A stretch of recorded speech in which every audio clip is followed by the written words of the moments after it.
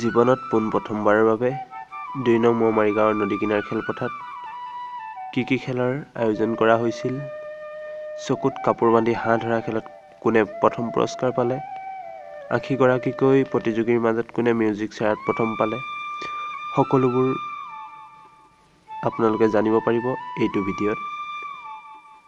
এটা সুন্দৰ ভিডিঅ' আগবঢ়াইছোঁ, ভিডিঅ'টো প্ৰথমৰ পৰা শেষলৈ চাওক। গোটেই ভিডিঅ'টো সম্পূৰ্ণকৈ চালেহে পাব আপোনালোকে প্ৰকৃত মজা। আৰু নমস্কাৰ, মোৰ চেনেলটোলৈ সকলোকে স্বাগতম জনাই এই ভিডিঅ'টো ইতিমধ্যে আৰম্ভ কৰা হৈ গৈছে। গতিকে পুৰস্কাৰ পোৱা ব্যক্তিসকলৰ স্থিৰ ফটো কেইখনমানৰ লগতে আপোনালোকলৈ আগবঢ়ালোঁ এইটো ভিডিঅ'।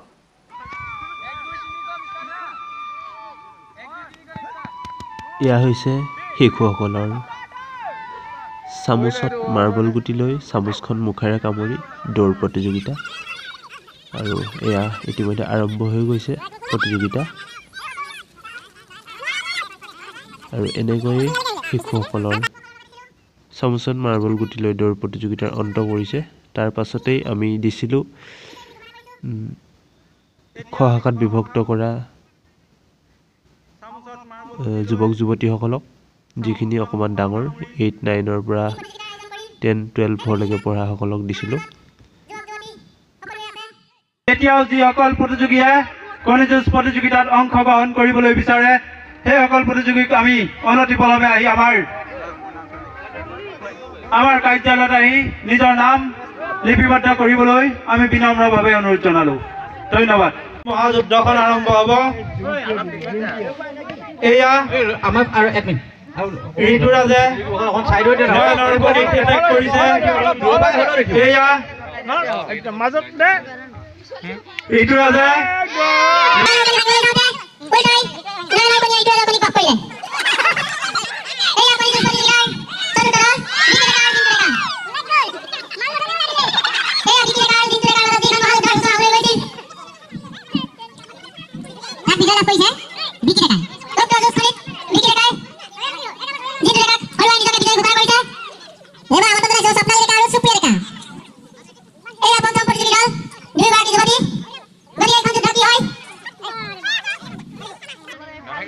এয়া স্বপ্নালী ডেকা আৰু সুপ্ৰিয়া ডেকা।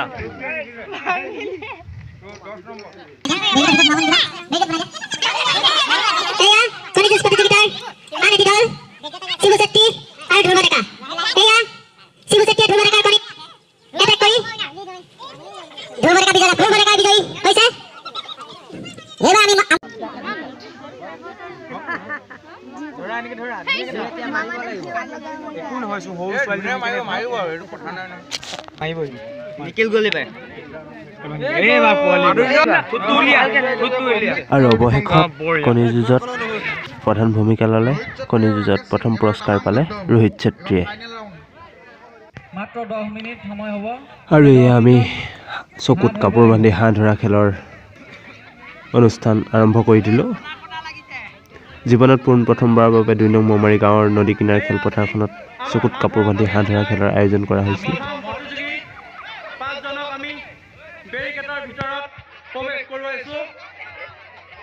আমি টাইম ষ্টাৰ্ট হ'লে আমি কৈ দিম, তেতিয়া আপোনালোকে জেগা পালে ওচৰ হ'ব। এয়াই 2 নং মৌমাৰী গাঁৱৰ বুঢ়ীডিঙৰ পাৰৰ নদী কিনাৰ খেলপথাৰত পোনপ্ৰথমবাৰৰ বাবে এয়া হাঁহ ধৰা প্ৰতিযোগিতা। এয়া পোনপ্ৰথমবাৰৰ বাবে হাঁহ ধৰা প্ৰতিযোগিতা আয়োজন কৰা হৈছে। গতিকে যিসকল ব্যক্তি এতিয়াও ঘৰতে বহি আছে, আহক এবাৰ এই হাঁহ ধৰা প্ৰতিযোগিতাৰ সাক্ষী হৈ ৰওঁ। দ্বিতীয় ৰাউণ্ডৰ প্ৰতিযোগী তন্ময় মজুমদাৰ, কুলদীপ ডেকা, নয়ন ডেকা,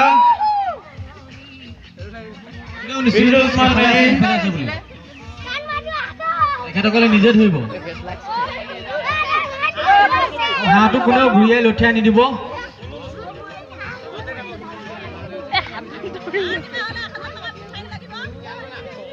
হাঁহৰ যদি কিবা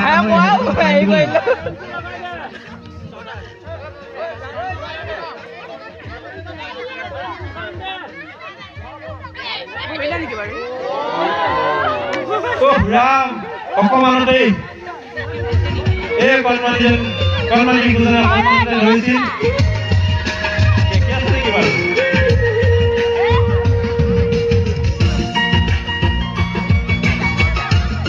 এয়া প্ৰথমবাৰৰ বাবে এক আকৰ্ষণীয় প্ৰতিযোগিতা ধৰা প্ৰতিযোগিতা অনুষ্ঠিত কৰা হৈছে নদী কিনাৰ খেলপথাৰত এই হাঁহ ধৰা প্ৰতিযোগিতা এবাৰ যদি আপুনি থাকিব বিচাৰে আহক বুঢ়ীডিঙৰ পাৰলৈ। চাৰিওফালে চাওক কিমান মানুহ হৈছে আৰু বহুত সুন্দৰ খেল এইটো আৰু সকলোৱে উপভোগ কৰিছে। আমি প্ৰতিটো বছৰেই এনেদৰে খেল ধেমালিবোৰৰ আয়োজন কৰোঁ মাঘৰ বিহুৰ দিনাখন, কিন্তু এইবাৰৰ ব্যতিক্ৰম হৈছে চকুত কাপোৰ বান্ধি হাঁহ ধৰা খেলবিধ। এই খেলবিধেই খেলোৱা হোৱা নাছিল কেতিয়াও।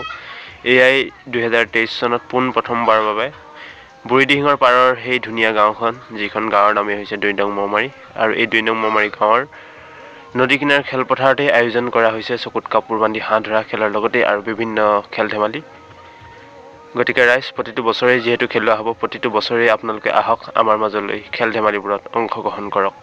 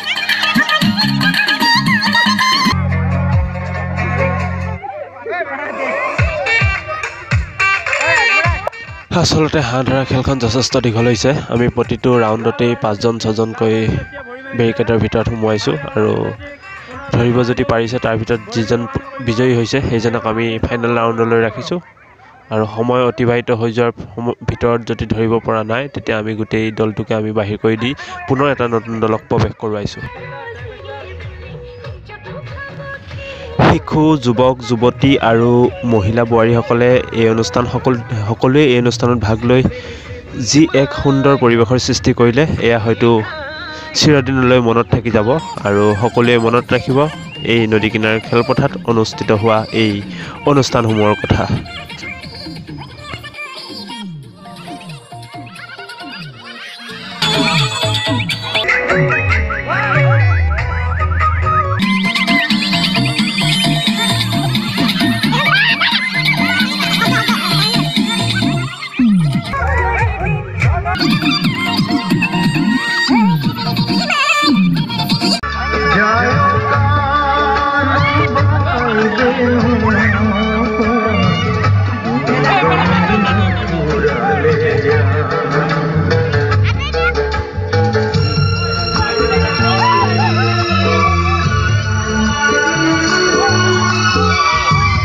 সঁচাকৈয়ে কি এক সুন্দৰ পৰিৱেশ, আৰু এয়াই হৈছে নদী কিনাৰ খেলপথাৰ বুঢ়ীদিহিঙৰ পাৰৰ।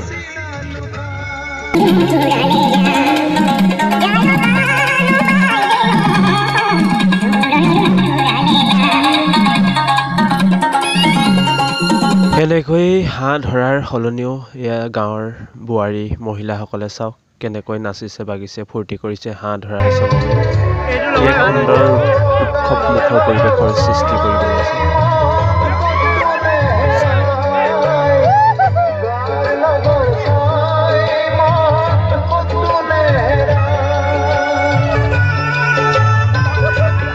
ফাইনেল ৰাউণ্ডৰ বাবে আগবাঢ়িছোঁ।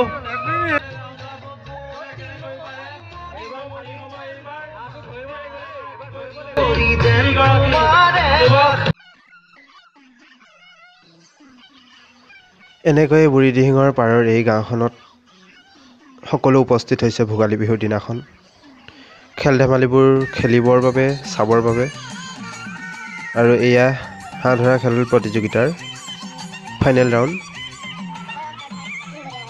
আৰু উক্ত ৰাউণ্ডত এটা সুন্দৰ ক্ৰিকেট খেলত মৰা ডাইভ মাৰি গুৱাহাটীৰ ৰাজ ডেকাই হাঁহ ধৰা খেলখনৰ প্ৰতিযোগিতাৰ অন্ত পেলাই তেখেতে প্ৰথম স্থান লাভ কৰিলে।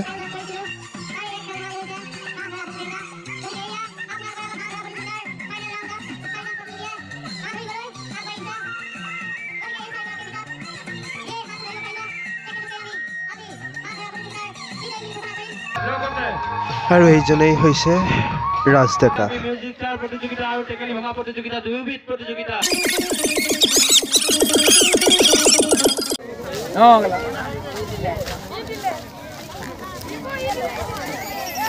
টেকেলি ভাঙিলে আৰু এয়া টেকেলি ভঙাত ধ্ৰুৱই এনেকৈ টেকেলি ভঙা প্ৰতিযোগিতাৰ প্ৰথম স্থান লাভ কৰিলে।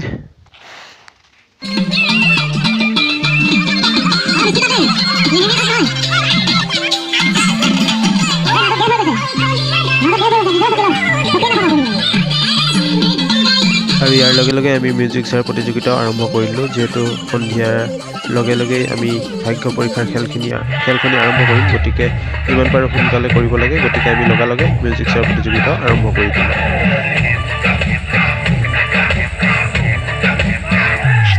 এয়া মিউজিক চেয়াৰ ফাইনেল ৰাউণ্ড চলি আছে। ফাইনেল ৰাউণ্ডত আমি 6গৰাকী বাছনি কৰিছিলোঁ আৰু 6গৰাকীৰ ভিতৰতে এগৰাকী দুগৰাকীকৈ ওলাই গৈ আছে আৰু এনেকৈ এতিয়া 3গৰাকী। ইয়াৰ পৰা এগৰাকীক আমি আউট কৰাৰ পাছত ফাৰ্ষ্ট ছেকেণ্ড দুগৰাকীক বাছনি কৰিম। কি হয় কোনে জিকে। স্পীড সকলোৱে স্পীডত যাব লাগে। এনেকৈ শ্ল'কৈ গ'লে গেজু হয়। এগৰাকী ওলালে, থাকিলে দুগৰাকী আৰু এই দুগৰাকীৰ মাজতে আমি প্ৰথম আৰু দ্বিতীয় নিৰ্বাচন কৰিবলৈ গৈ আছোঁ।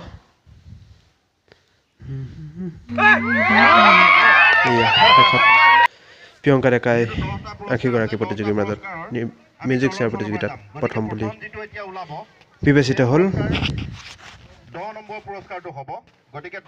আৰু লগে আৰম্ভ হৈ গ'ল সকলোৰে আটাইতকৈ আকৰ্ষণীয় প্ৰতিযোগিতাখন হৈছে ভাগ্য পৰীক্ষা।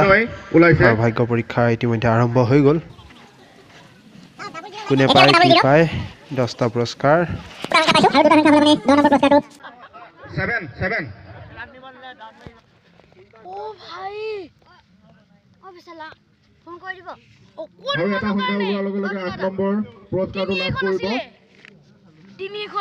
তন্ময়ৰ বোলে বেডলাক অকণমানৰ কাৰণে বোলে সি নাপালে।